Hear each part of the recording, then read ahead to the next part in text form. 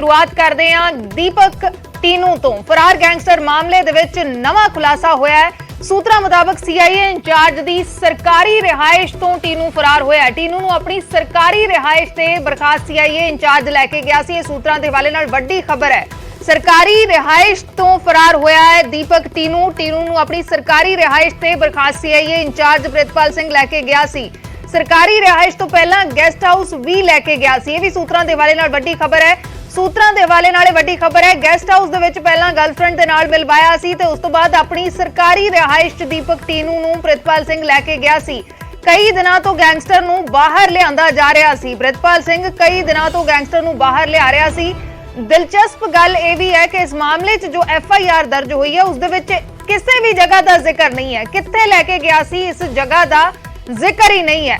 तो वड्डी खबर इस मामले दे विच सूत्रों के हवाले नाल वड्डी खबर है। सरकारी रिहाइश तो फरार होया गैंगस्टर प्रितपाल सिंह दी सरकारी रिहाइश तो दीपक टीनू फरार होया। मनोज राठी साडे सहयोगी जुड़े हुए हैं। मनोज की कुछ पूरी जानकारी FIR च किसी भी जगह का जिक्र नहीं है। हालांकि जो सानू सूत्रों के हवाले नाल जानकारी मिल रही है कई दिनों तो उसनू बाहर लिआंदा जा रहा सी। पहला गेस्ट हाउस लैके गया फिर अपनी सरकारी रिहाइश ते भी लैके गया।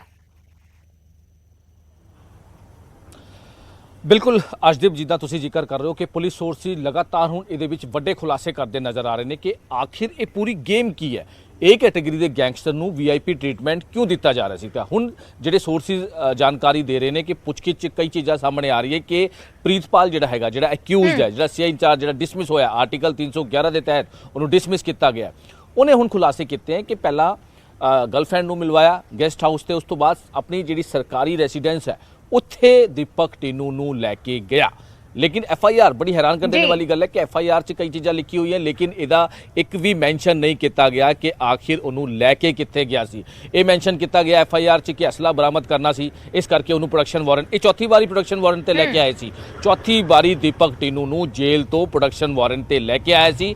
इस बार जब लैके आया सी तां यह क्या सीगा कि एक वड्डा जी खेप है असले की वो लैके वो आ रही है तो उन्होंने रिकवरी जी करानी है बंदे फड़ाने इस करके प्रीतपाल मानसा इनू प्रोडक्शन वारंट ते लैके आया सीगा। CI स्टाफ रखा गया सीगा इनू। लेकिन दीपक टीनू नू रात के अंधेरे च 11 बजे तो बाद ये कित्थे लैके गया सीगा अपनी गड्डी च बिना सिक्योरिटी बिना हथकड़ी बिना किसी नू दसे। आखिर प्रीतपाल नू लालच की सीगा कि वो लैके गया तो सरकारी अपनी रेसीडेंस ते लैके गया। सरकारी रेसीडेंस ले जाके उन्हें आखिर उसका मकसद की सी क्योंकि जिहड़ी भी पुछगिछ होंदी है जिहड़ा प्रोटोकॉल होंदा है वो पुछगिछ जिहड़ी भी होएगी वो CI स्टाफ होएगी जिथे भी जिहड़ा कंसर्न पुलिस स्टेशन होंदा है। हुण तुसी एक बड़ी टैक्नीकली गल्लां ने कि आखिर उन्होंने मोबाइल भी दिता होया सीगा जिहड़ी हुण तक की गल सामने आ रही कि मोबाइल भी उहदे कोल मौजूद सी।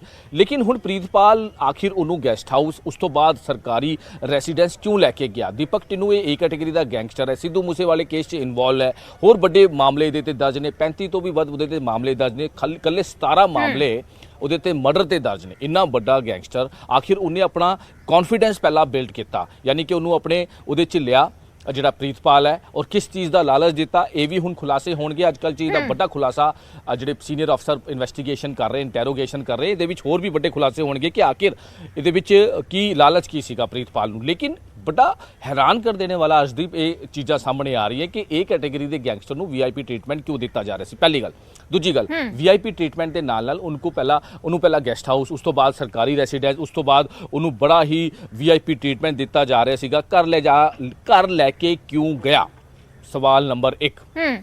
बिना सिक्योरिटी ते क्यों लैके गया सवाल नंबर 2। तीजा सवाल कि अजे तक कोई गल सामने नहीं आई कि कोई रास्ते च किसी गैंगस्टर ने उन्होंने नाल आपस में मुठभेड़ हुई होवे या कोई फायरिंग करके छुड़ा लैके गया होवे इस तरह की कोई गलबात नहीं आई है।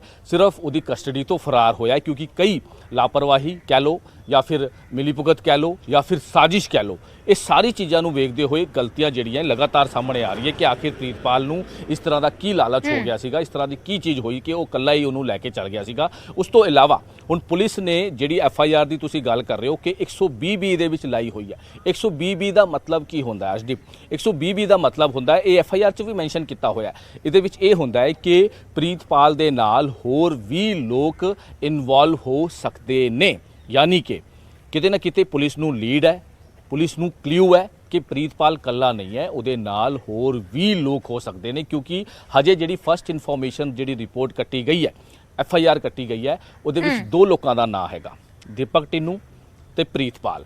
120 ਵਿੱਚ ਇੱਕ ਇਹਦੇ 'ਚ ਇਹਨਾਂ ਨੇ ਮੈਂਸ਼ਨ ਕੀਤਾ ਹੈ ਆਪਣੀ FIR, ਇਹ ਅਸੀਂ ਨਹੀਂ ਕਹਿ ਰਹੇ, ਇਹ ਪੁਲਿਸ ਦੀ ਜ਼ੁਬਾਨੀ ਹੈ। ਪੁਲਿਸ ਦੀ ਜ਼ੁਬਾਨੀ ਦੇ ਵਿੱਚ ਇਹ ਹੈ ਕਿ ਹਜੇ ਹੋਰ ਵੀ ਲੋਕ ਇਹਦੇ ਵਿੱਚ ਇਨਵੋਲਵ ਹੋ ਸਕਦੇ ਨੇ, ਇਸ ਕਰਕੇ ਅਸੀਂ 120 ਵੀ ਲਾ ਰਹੇ ਹਾਂ ਕਿ ਜਲਦ ਹੀ ਹੋਰ ਵੀ ਲੋਕਾਂ ਦੀ ਗ੍ਰਿਫਤਾਰੀ ਇਸ ਮਾਮਲੇ 'ਚ ਹੋ ਸਕਦੀ ਹੈ। ਇਹਦਾ ਮਤਲਬ ਕੀ ਹੈ? ਇਹਦਾ ਮਤਲਬ ਇਹ ਹੈ ਕਿ ਪ੍ਰੀਤਪਾਲ ਕੱਲਾ ਨਹੀਂ ਸੀ, ਕੱਲਾ ਹੋਰ ਵੀ ਉਹਦੇ ਨਾਲ ਜਿਹੜੀ ਹੈ ਉਹਦੀ ਇਨਵੋਲਵਮੈਂਟ ਜਿਹੜੀ ਹੈ ਉਹ ਹੋ ਸਕਦੀ ਹੈ, ਜਿਹਨੂੰ ਲੈ ਕੇ ਹੁਣ ਪੁਲਿਸ ਇੰਟਰੋਗੇਸ਼ਨ ਕਰ ਰਹੀ ਹੈ। ਪੁਲਿਸ ਜਿਹੜੀ ਹੈ ਲਗਾਤਾਰ ਇਸ ਮਾਮਲੇ ਦੇ ਵਿੱਚ ਖੁਲਾਸੇ ਹੋ ਰਹੇ ਨੇ। ਮਨੋਜ, ਤੁਸੀਂ ਜੁੜੇ ਰਹਿਣਾ।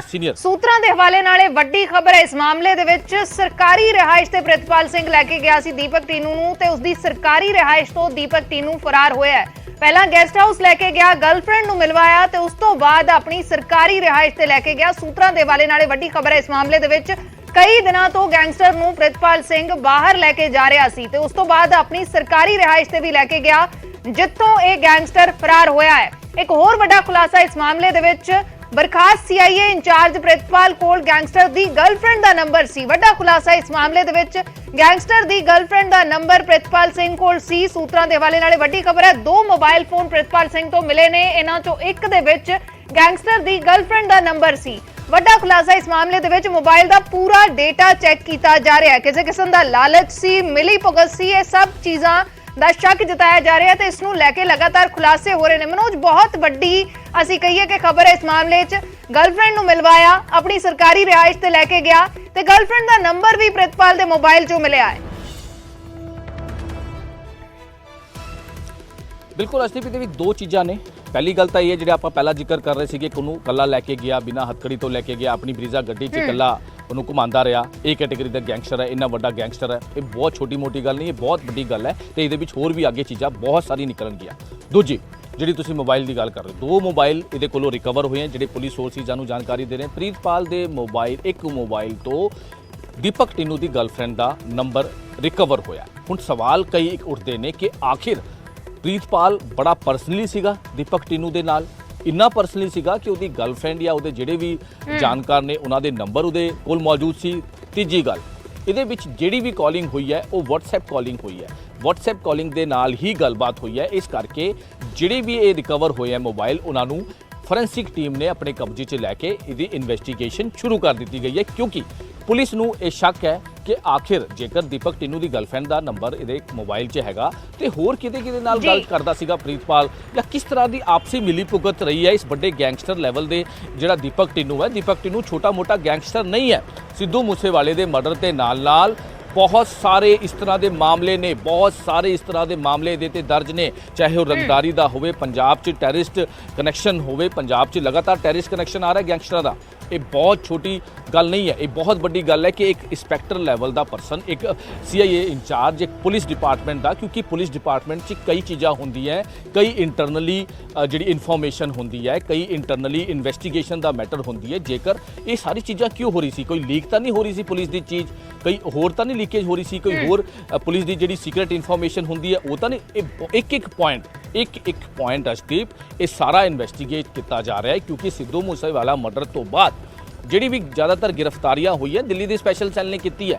ਇਹਦੇ ਵਿੱਚ ਕਈ ਜਿਹੜੇ ਲੂਪ ਹੋਲਸ ਰਹੇ ਹੈ ਪੁਲਿਸ ਦੇ ਸਿੱਧੂ ਮੂਸੇਵਾਲੇ ਮਰਡਰ ਨੂੰ ਲੈ ਕੇ। ਆਖਿਰ ਅੰਦਰ ਦੀ ਇਨਫੋਰਮੇਸ਼ਨ, ਪੁਲਿਸ ਜਿਹੜੀ ਅੰਦਰ ਦੀ ਇਨਫੋਰਮੇਸ਼ਨ ਹੁੰਦੀ ਸੀ ਉਹ ਕਿਸ ਤਰ੍ਹਾਂ ਬਾਹਰ ਜਾਂਦੀ ਸੀ, ਇਸ ਮੈਟਰ ਤੇ ਵੀ ਪੁਲਿਸ ਹੁਣ ਇਨਵੈਸਟੀਗੇਟ ਕਰ ਰਹੀ ਹੈ ਕਿ ਇਹ ਮਿਲੀ ਭੁਗਤ ਤਾਂ ਨਹੀਂ ਸੀਗੀ ਪ੍ਰੀਤਪਾਲ ਦੀ ਗੈਂਗਸਟਰਾਂ ਦੇ ਨਾਲ, ਕਈ ਉਹਨਾਂ ਦੀ ਇਨਫੋਰਮੇਸ਼ਨ ਤਾਂ ਨਹੀਂ ਲੀਕ ਹੁੰਦੀ ਸੀ। ਬਹੁਤ ਸਾਰੇ ਚੀਜ਼ਾਂ ਦਾ ਹੁਣ ਸਾਰਾ ਜਿਹੜਾ ਹੈਗਾ ਉਹ ਕੀਤਾ ਜਾ ਰਿਹਾ ਹੈ, ਕਿਉਂਕਿ ਹੁਣ ਸੀਨੀਅਰ ਆਫੀਸਰ ਇਹਦੇ ਵਿੱਚ ਕੰਮ ਕਰ ਰਹੇ ਹਨ। ਐਂਟੀ ਗੈਂਗਸਟਰ ਟੀਮ ਵੀ ਇਹਦੇ ਵਿੱਚ ਕੰਮ ਕਰ ਰਹੀ ਹੈ, ਲੋਕਲ ਜਿਹੜੇ SSP ਨੇ ਮਾਨਸਾ ਦੇ ਉਹ ਇਹਦੇ ਵਿੱਚ ਡਾਇਰੈਕਟ ਹੁਣ ਸਾਰਾ ਇਨਵੈਸਟੀਗੇਟ ਕਰ ਰਹੇ ਹਨ।